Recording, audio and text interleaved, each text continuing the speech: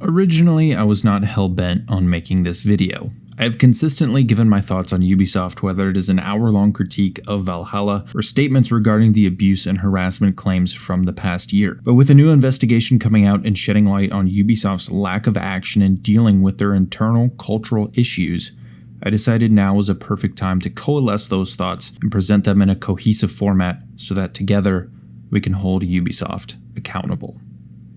Before we start the video, I simply ask you to like the video purely for algorithm placement, as well as share it with anyone you can because Ubisoft is just determined on limiting how far this news reaches. This initially started with things like copyright claiming videos on the topic, which can harm algorithm placement, or by making statements through proxy channels rather than an official announcement from the company through a news outlet or their own company channels. Sure, members of the Mentors Guild or Ubisoft star players might be tied to Ubi, but they will never have the reach of an official company account. When they did very recently cave in, the CEO, Yves Guillemot, released a letter where he treats the issue far more like the launch of a broken live service and less like a company culture of harassing and diminishing women that needs to be changed. At one point, he almost takes some responsibility for his role in all this, but then he just doesn't. I don't see how he can be a role model, as he states, seeing as he's the one who oversaw this crisis for decades. So what's the big deal? Last year, if you're not aware, many stories broke around Ubisoft's mistreatment of employees, and even some fans via harassment from higher-up members of the company taking advantage of their positions of power. Some were high-profile, like Serge Haskiat, Ashraf Ismail, and Escablades. Some of these people, like Serge and Ashraf, were put on leave or resigned, but for others, like Escablades, things just disappeared, went silent. This is where this recent news comes into play. In an article by Games Industry Biz, we learned that almost nothing has changed, and in fact may have gotten worse, as Yves Guillemot's idea of fixing things seems to be nepotism, as Yves' cousin, Christophe Dorén, has taken over the company's largest studio in Montreal as of July of 2020. More cases of harassment were reported between July and December of 2020, when those who made reports were, quote, sidelined. There are also central figures from the initial set of accusations still in their positions, like Florent Castelneric and Hugh Ricoeur. Forgive my pronunciation if it's wrong, it's not like they deserve proper pronunciation anyway, so who cares. The former of these people is the head of Ubisoft-owned Nadeo and had harassment claims from over a dozen employees, including a union representative saying management is, quote, protecting him.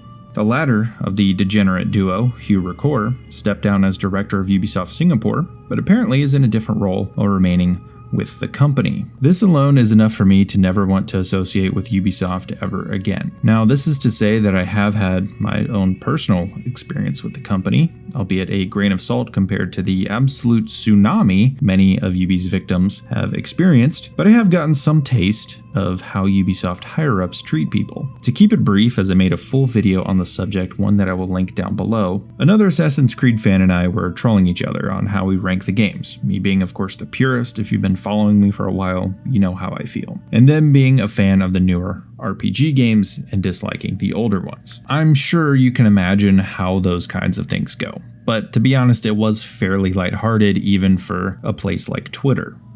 That was until this random guy decided to attack me personally, and it was a big surprise because it was just so out of place in the general discussion.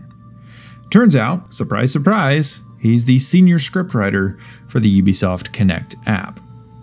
Now, I go into more detail in my full video, but it's just a tweet, and it's not like I was losing sleep over it, but the fact that my one and only interaction with anyone who represents the company was that, over something so trivial and pointless, really showed me something. But don't worry, there's plenty more. Human resources is supposed to be where people can go to report things like harassment and abuse. A good company would take note of and make significant changes in the face of reports regarding abuse. Unfortunately, if you worked for Ubisoft while head of HR Cecile Cornet was in charge, you may be met with statements like, they're creatives, that's how they work, or if you can't work with him, maybe it's time you go, when reporting harassment. She only recently left the company despite officially resigning in July of 2020. Wonderful stuff. It was also stated that there is no expectation of actual change coming because much of the HR staff who covered the harassment issues are still in their roles. Aside from this testament to the quality of humanity, they did give 20,000 staff members a whole whopping half day of training, along with managers getting sessions on accountability, which is hilariously ironic and sad considering the CEO has taken no accountability for this matter he either knew of and did nothing for, or didn't and is wholly incompetent in the company he founded and runs. Speaking of Eve, he needs to go. Not just because of how poorly this situation was handled, but also how it was allowed to become such a commonly occurring issue that was never dealt with and became a staple of company culture. Victims had their cries dismissed, their suggestions ignored, and creative ideas thrown away, all under his watch. When you are a leader, the people, group, company, or organization will reflect you. And I gotta say, that reflection is pretty fucking bad.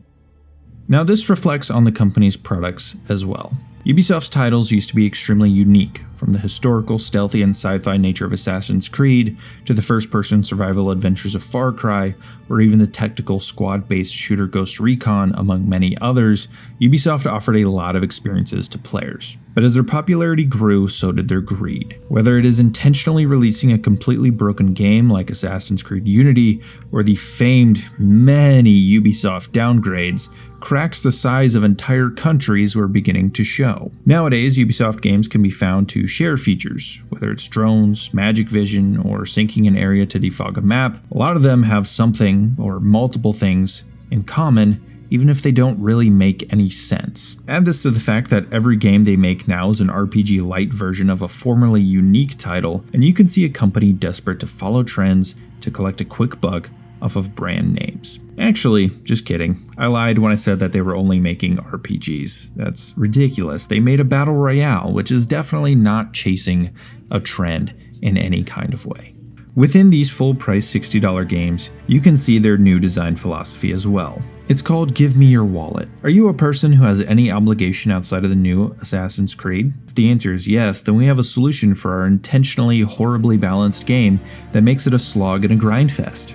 Buy our XP booster. Want to do something as simple as transmog? That'll be 50 silver per piece each time you do it. Oh, you're broke because we only give you like 30 silver from a bandit camp? Buy a silver booster. Not satisfied with the armor sets you have in the game with no way to dye them another color, which used to be a feature in our games? Why not buy the exact same one in a different color for real world money? Want to look like fucking Sauron for some reason? Don't worry, Big Brother Ubi has got you. Listen, I know some of these are optional. You don't have to buy any of these things, but the longer it remains part of these games, the more it becomes central to them. The focus is no longer telling a story or sharing an experience. The developer's vision is pushed aside. The focus is separating the player from their hard-earned cash. You might say, Jaws, that's just business, they have to make money. Well, then don't charge $60 up front, or have a fully priced season pass while your pseudo live service just recycles the same garbage content over and over again. At a certain point, their games stop being art. They become generic, watered down, digital burglaries. As a kid, I loved history and literature. They were my favorite subjects. No TV show, movie, or museum ever scratched the itch I had to experience these worlds and stories the way that video games do. Games like Assassin's Creed captured my imagination and made me fall in love with the medium. It inspired me to do what I'm doing now. But seeing what Ubisoft does to bastardize this industry that I and so many others care about rocks me to my core. Whether it's the morally reprehensible ways with which they treat women, or the unethical and scummy MTX practices in their games, it is safe to say that Ubisoft is just the worst. They are the antithesis of all that I love about this industry, and because of that, I will no longer be buying, covering, or playing anything related to this company until something major changes. And you shouldn't either. If you subscribed for my Assassin's Creed content, I'm sorry. Feel free to unsubscribe. But there are going to be many great games that I will be covering this year, like Horizon Forbidden West and Battlefield, as well as revisiting games like Red Dead Redemption 2 and Ghost of Tsushima. As always, thank you so much to my channel members, and I will see you guys in the next video.